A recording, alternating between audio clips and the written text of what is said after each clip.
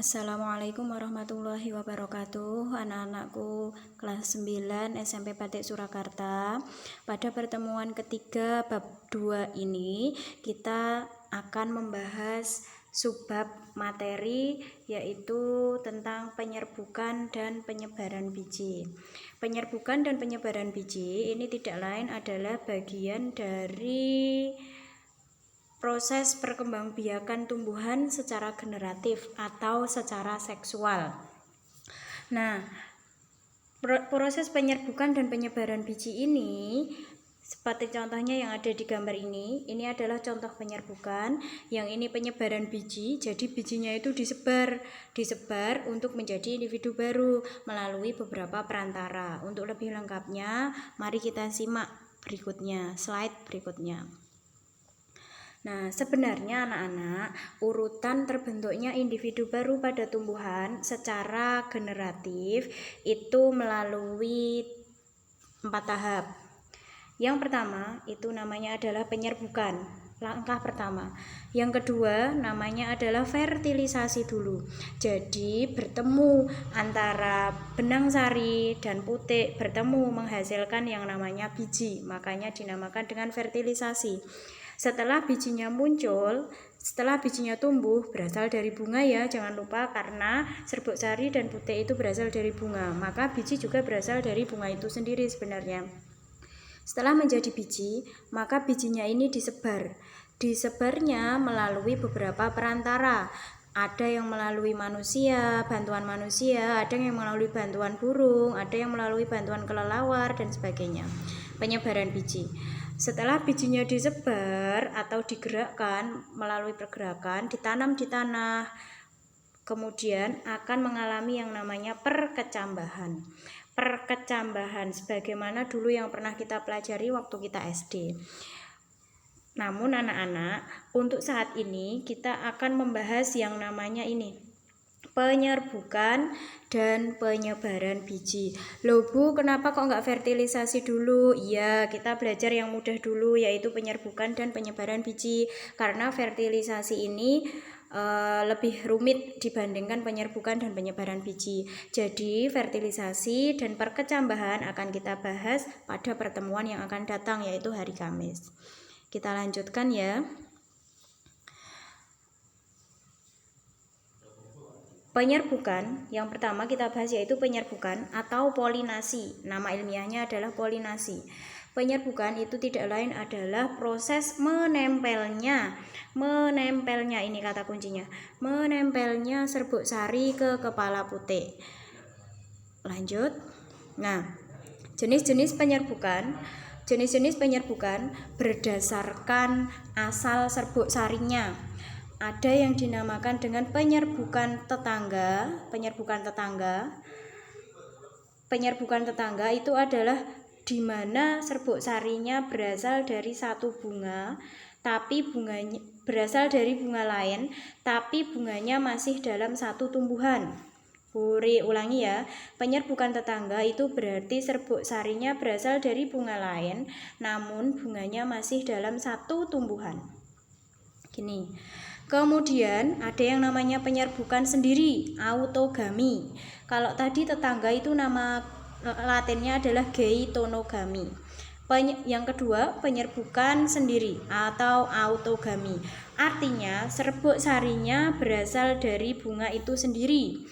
Jadi serbuk sarinya menempel pada kepala putik bunga itu sendiri. Namanya penyerbukan sendiri. Yang ketiga, ada yang namanya penyerbukan silang. Penyerbukan silang nama latinnya adalah alogami. Bagaimana alogami itu? Alogami terjadi ketika serbuk sari berasal dari bunga lain, tetapi bunganya itu dari tumbuhan lain juga, tetapi masih satu jenis. Itu namanya penyerbukan silang atau alogami. Yang terakhir namanya adalah penyerbukan bastar. Bastar ya, kalian lihat gambarnya itu.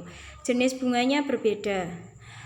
Artinya serbuk sari yang jatuh ke kepala putik itu berasal dari bunga lain, dari tumbuhan lain, dan juga bunganya berbeda jenis. Itu namanya adalah penyerbukan bastar. Kita lanjut.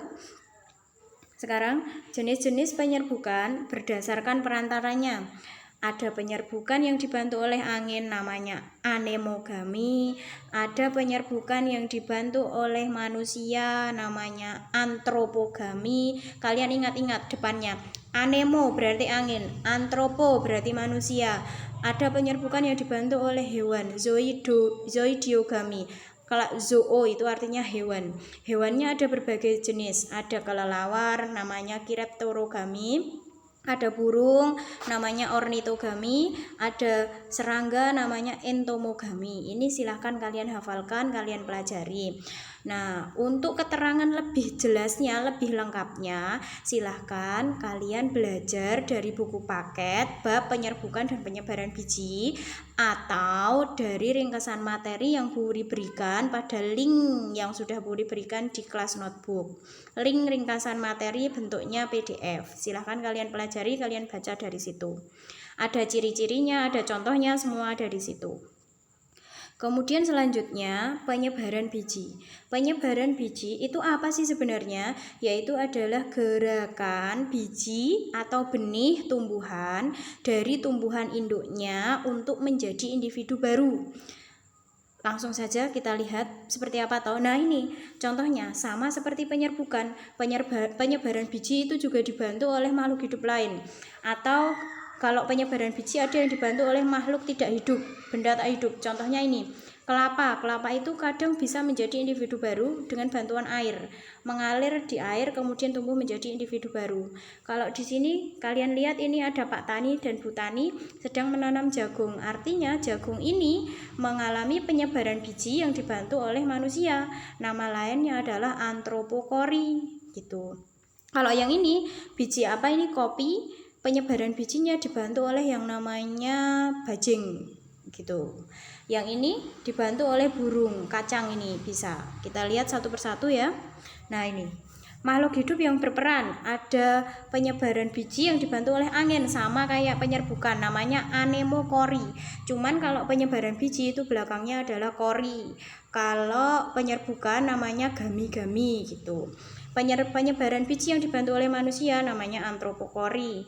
Yang dibantu oleh air namanya hidrokori. Dibantu oleh hewan namanya zookori. Sama seperti penyerbukan, hewannya juga bermacam-macam. Ada serangga, kelelawar, burung, dan mamalia. Kalian lihat ini namanya juga berbeda-beda.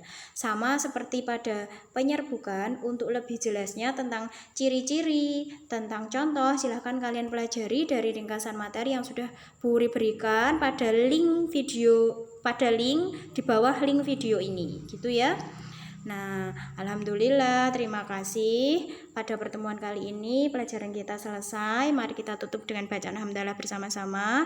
Alhamdulillahirabbil alamin. Bu Wuri akhiri. Assalamualaikum warahmatullahi wabarakatuh.